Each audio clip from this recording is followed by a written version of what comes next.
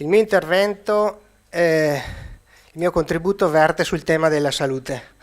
Il tema salute è un bene che direi che ci coinvolge tutti in quanto sicuramente cittadini, sicuramente imprenditori e tanto più cooperatori, soprattutto cooperatori sociali che perseguono un'idea di mondo equa, solidale e responsabile.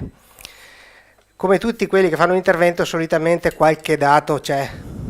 Io ne do uno solo, mi sono concentrato su un dato secondo me assolutamente rilevante che ha a che fare con l'indagine Istat però del 2012, quindi il dato questo dal mio punto di vista ad oggi è assolutamente peggiorato. Questo dato cita la popolazione che ha rinunciato a prestazioni sanitarie, visite, accertamento e interventi chirurgici o all'acquisto di farmaci pur avendone bisogno negli ultimi 12 mesi. Un dato importante io ho scelto, ci sono tutte le classi di età, la fascia d'età che va da 45 a 65 che penso che sia, come dire, la fascia d'età che ci rappresenta maggiormente oggi, ma non solo, è anche la fascia d'età che ovviamente prima dei 65 o si investe in prevenzione oppure se le mancate cure in quella fascia d'età lì ovviamente poi producono delle conseguenze nell'età successiva. Ebbene, sono il 15,4% nel 2012 dei cittadini che hanno rinunciato a queste cure pur avendone bisogno. È un dato particolarmente rilevante che io facevo il conto che se in questa sala siamo circa 150 persone, significa che 23 persone di noi non hanno avuto la possibilità di accedere alle cure. E questo è un elemento assolutamente sconcertante e difficile perché ci dice che parecchi milioni di italiani oggi non vedono riconosciuto il diritto universale della salute, che è un diritto che tutti noi diciamo essere un diritto sacrosanto e che oggi in qualche forma garantiamo. Non è così, non si sta garantendo a cifre non indifferenti di persone, dato 2012, non dato 2014 che è sicuramente peggiore.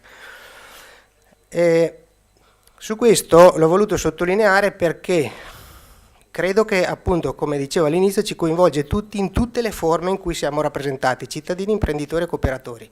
Quindi io chiedo che questa organizzazione, che è una grande organizzazione, una grandissima organizzazione, su questo tema sia in grado di esprimere una direzione. Questo lo dico che c'è un'urgenza di individuare una direzione dove andare, perché quello che vedo avvenire tutti i giorni è fortemente pericoloso. Il fatto che da un lato l'ente pubblico riduce la sua presenza, da un lato, e dall'altro il tema del riordino delle cure primarie che è all'ordine del giorno, sta producendo, se non gestito in maniera intelligente, delle conseguenze particolarmente difficili. Io vedo solo sul mio territorio che oltre alla cooperazione sociale, la cooperazione, i medici di base, che è l'altra figura importante del riordino delle cure primarie, si stanno organizzando però a macchia di leopardo, ognuno per conto proprio. Ci sono medici che formano delle società for profit, ci sono dei primari degli enti ospedalieri che vogliono riportare sul territorio e conquistare aree di mercato laddove la diagnostica, come posso dire, è un bene prezioso e quindi cercano di conquistare aree di mercato. Ci sono medici che vogliono costruire cooperative sociali. Come dire, c'è una situazione frammentata a tal punto che se non si riesce ad inquadrare e dargli un ordine, vedrà delle conseguenze fortissimamente penalizzanti per i cittadini. Allora dico che questo tema è un tema assolutamente sensibile perché vedo che Lega Coop 3 anni fa, nel 2012, ha dato origine a un progetto che si chiama Progetto Salute, coinvolgendo i vari attori. La cooperazione sociale, le cooperative sanitarie, le mutue, le assicurazioni.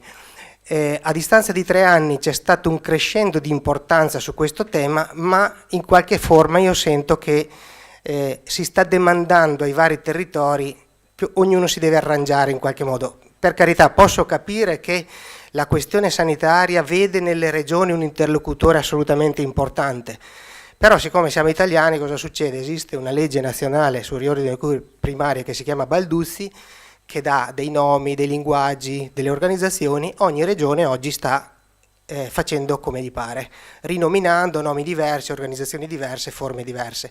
E questo incide pesantemente perché queste forme diverse ovviamente creano l'accesso a un diritto universale diverso. Quindi su questo io chiederei a un'organizzazione che ha una declinazione nazionale come può essere Lega Coop di fare uno sforzo, di riprendere un'energia che 3 anni fa c'era ma che oggi si è un po' persa. Quindi a livello nazionale serve un'energia forte perché il tema dell'universalizzazione del diritto alla salute è un tema forte, fortissimo, che è trasversale a tutti. Anche perché credo che come esiste il progetto salute di Azzalea, io so che anche nel mondo Conf esiste un progetto analogo, diverso ma analogo, nel mondo AGC non lo conosco, e il fatto che ci sia l'ACI oggi impone e obbliga l'organizzazione a darsi delle strategie comuni, perché è pur vero che è faticoso e che è complesso, ma se non ci si danno strategie comuni ritorna il tema dello spreco.